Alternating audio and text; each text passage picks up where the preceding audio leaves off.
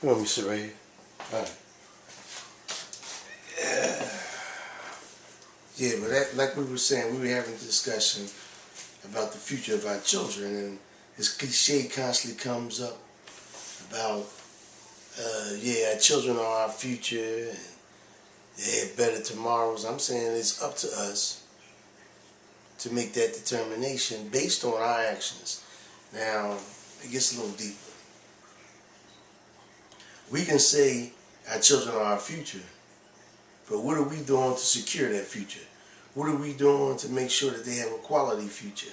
I'm talking about right here and now. We can't leave that up to our children. You know the state of our children. It's 2012. Look at the state of our children, man. Look at the condition that they're in. The lack of education, unemployment, lack of discipline, less of proper teaching, proper training. Our babies, man, are falling and will continue to decline at a rapid rate. Not simply because of what they don't do, because of what we haven't done as men.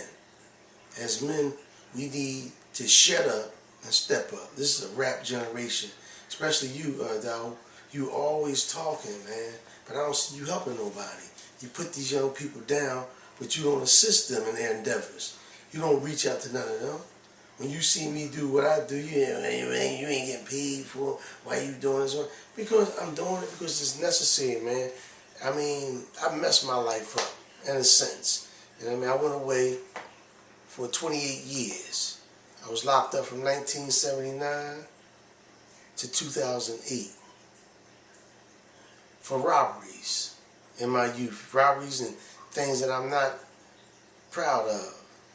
Now that I know, what I understand. I watched a lot of suffering. However, during the latter part of my incarceration, I went back to school and I did the things that I was supposed to do in order to make myself, or equip myself with the information, that's what I should say, right? Equip myself with the right information that would help create better tomorrows, a more quality future. And I'm going to keep saying that for our children. As I set myself for years, I watched this influx of young people, younger than I was, coming to the penitentiary with crazy time.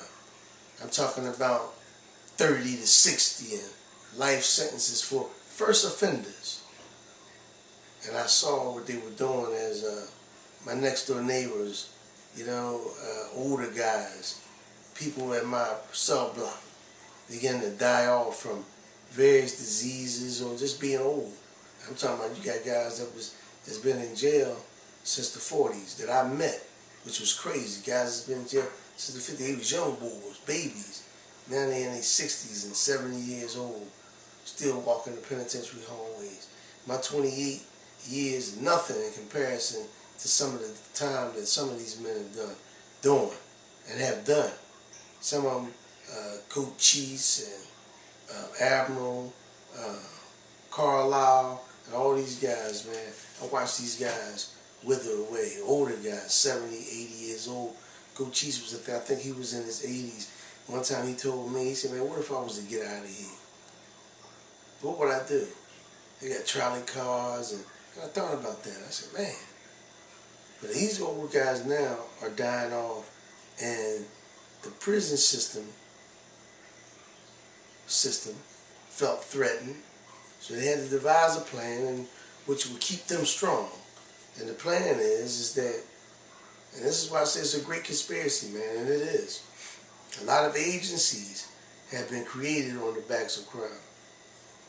But what they did was, we got to create a situation where we create criminals. Yeah.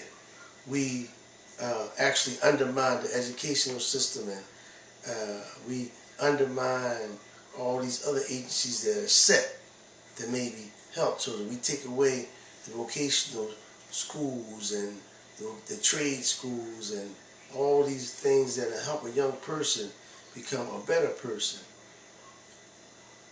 They wanted us to embrace the underworld, and I say that because that's all they left young people. Look out here now. People with PhDs and various degrees can't even get employment. So it's never been about a job, no way. You should be able to create your own work. However, with that being said, you take away, and you take away, and you take away on a legitimate level, and you leave these young people with nothing but the underworld.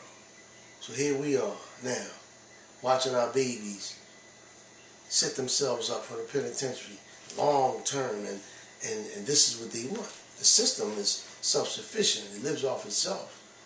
And in order to keep it strong and alive, they need fresh bodies. And they're using our babies to fill these penitentiaries, and the guards in these penitentiaries are calling our children job security. I'm personally upset with that because it affected me. I've seen it, I've been there.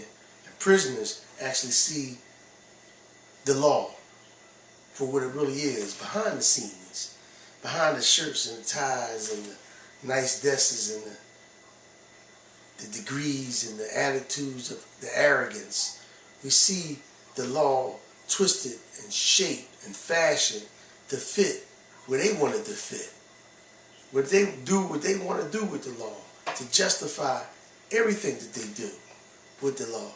I'm talking about your police, the judges, the district attorneys, especially district attorneys. Who else would benefit off of this? Guards,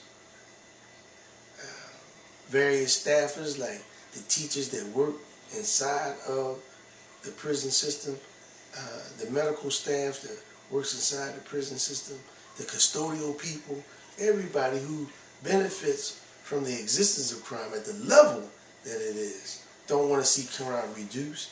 You hear these politicians, some of them, you hear these politicians, some of these politicians talking about reducing crime and wanting to see crime go away. Well, I say it's a damn lie. I'll use the word lie. I know they're not supposed to say it. It's oversight or it's a shortcoming. I'll tell you what it is. It's a lie.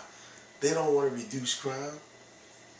How long have you been around, and when have you ever seen crime reduced to a point where you see our babies benefiting and doing, prospering, and people prospering? It's always been a struggle. It's always been a fight. Our people ain't never had nothing. Our children ain't never had nothing substantial, nothing that could dictate that they will have a quality future. We make that kind of stuff happen. We do that. And when we sit back and we do nothing with the time that we do have left on this planet, then we jeopardize that future that we always talk about, the children, our future. So what? What kind of future we giving them? What are we doing for the babies, man? You know, you guys strutting around acting like they this and acting like they that and talking the tough talk and walking the soldier walk and talking all this religious stuff. I mean, talking all across the board. If you ain't helping the babies, if you ain't creating a future, if we don't have think tanks and groups set up and resources set up to change the course of our children's future, then the future is bleak and it's going to look worse than it is now. And many of us are blamed and fault for that because we don't do nothing now. Every penny that we get, everything that we do is all about us. Self-grandizement.